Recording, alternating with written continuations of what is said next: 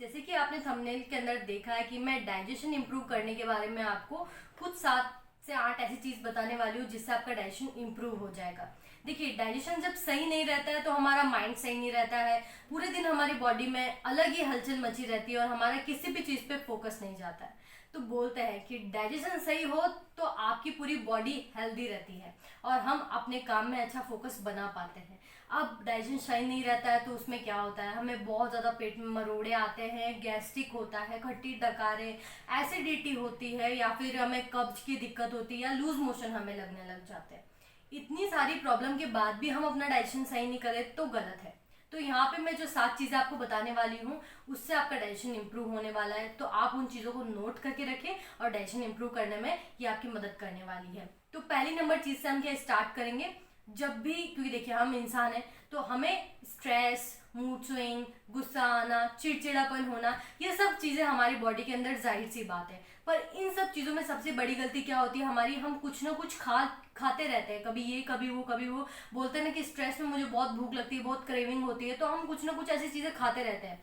तो आपको पहली चीज़, जब भी आपको स्ट्रेस हो, कोई भी तरह की एंजाइटी हो, कोई भी ऐसा चिड़चिड़ापन हो, ऐसा कभी भी हो, तो आप क्या करें, आप खाना इनटेक मत करिए। क्योंकि क्या होता है, उस समय हमारा दिमाग जो है वो किसी और चीज में व्यस्त रहता है और हमारा दिमाग का कुछ पार्ट हमारे डाइजेशन से कनेक्ट रहता है। वहां पे क्या होता है, जब आप खाना डालते हैं ना तो हमारा डाइजेशन इम्प्रॉपर तरीके से वर्क करता है और वो आंतों में चिपकने लग जाता है और कई समय तक हमारे पेट में इकट्ठा रहता है, जिससे आपका लीवर कंटिन्यू जो जूसेस है वो सिक्रेट करता रहता है और वहां पे आपको एसिडिटी, गैस और इन सब जैसी दिक्कत देखने को मिल जाती है। तो पहली चीज आपको, जब भी आपको इन सब चीजों का आपको अंदाजा लगे कि मुझे, मैं बहुत गुस्से में हूँ या फिर मुझे ऐसा सब कुछ हो रहा है, तब आप ओवर एक्टिंग ना करें, तो आपका जो स्टमक है, आपका डाइजेशन है, वो हेल्दी रहेगा।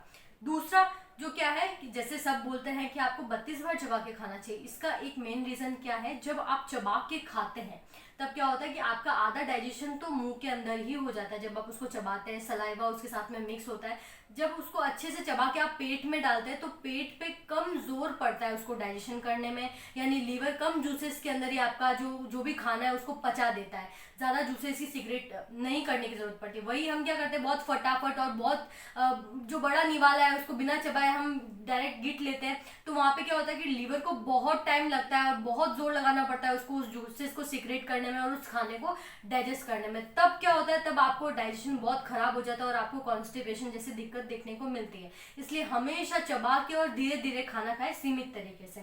तीसरी और बहुत इंपॉर्टेंट चीज क्या है कि अपने खाने के अंदर प्रोबायोटिक फूड ऐड करें। प्रोबायोटिक फूड की बात करूं, क्यों ये ऐड करने की जरूरत होती है, क्योंकि उनके अंदर एंटीऑक्सीडेंट होते हैं जो आपके मेटाबॉलिज्म को बूस्ट करते हैं, मेटाबॉलिज्म को इम्प्रूव करते हैं और डाइजेशन को आपके हेल्दी बना के रखते हैं और एक्टिव बना के रखते हैं, ताकि एब्जॉर्प्शन बहुत इजीली हो जाए।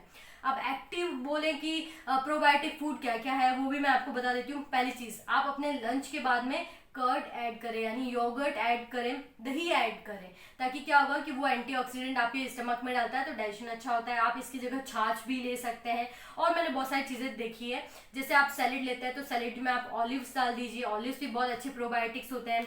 और मैं फ्रूट की बात करूँ, स्ट्रॉबेरी है, बहुत सारे आप ये वाटरमेलन भी ले सकते हैं, आप पपाया भी ले सकते हैं, और मैं बात करूं आप कुकुम्बर ले सकते हैं सब्जियों में, ब्रोकली आप ले सकते हैं, कैरेट आप ले सकते हैं। तो ये सब चीजें प्रोबायोटिक से भरपूर होती है, तो इन सब चीजों को आप अपने डाइट के अंदर ऐड करिए।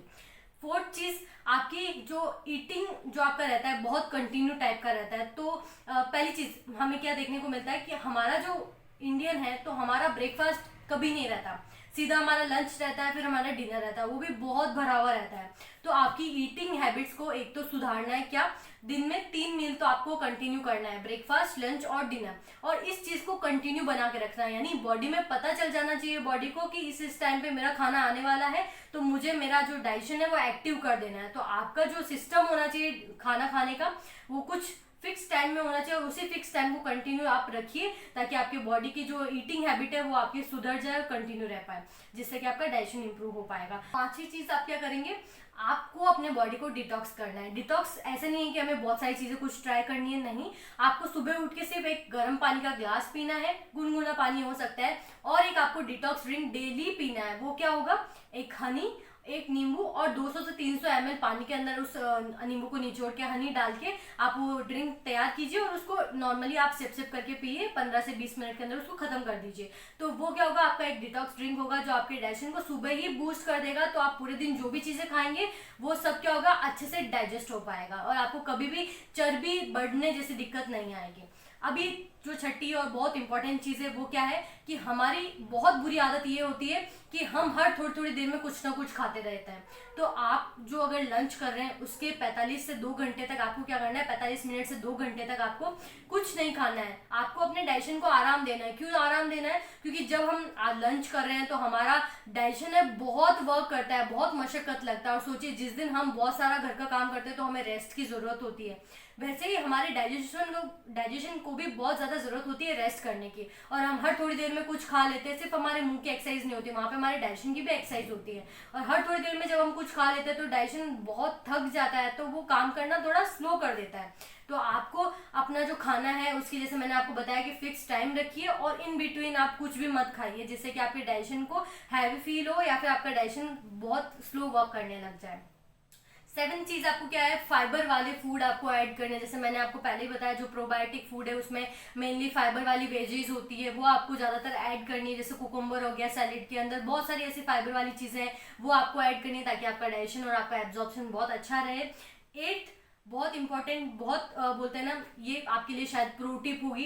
ये प्रो टिप क्या है, आपको सुबह 1 गिलास पानी के अंदर 1 स्पून सौंफ भिगो के रखना है और रात को सोने से पहले, जैसे जो भी आप मिल्क वगैरह लेते हैं उसको थोड़ा अवॉइड करके, रात को सोने से पहले लंच के 45 मिनट बाद में, डिनर के 45 मिनट बाद में आपको वो 1 गिलास जो सोक्ड सौंफ का जो पानी है उसको कंप्लीट करना है। जिससे कि क्या होगा, आपका जो डाइजेशन है जिसमें बहुत ज्यादा एसिडिटी है, गैस्ट्रिक बन रहा है, इन सब चीजों से आपको थोड़ा फ्री मिलेगा।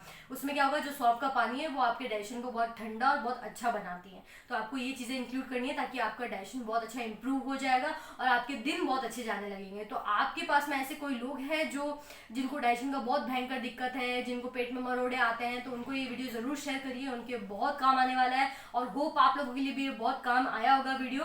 तो इन सब हैबिट्स को अपने जो डे है उसके अंदर इंक्लूड करिए और अपने डाइजेशन को इम्प्रूव बनाइए। जो मेरा वीडियो आपको अच्छा लगा तो इसको लाइक करें, शेयर करें, सब्सक्राइब करें। Thank you.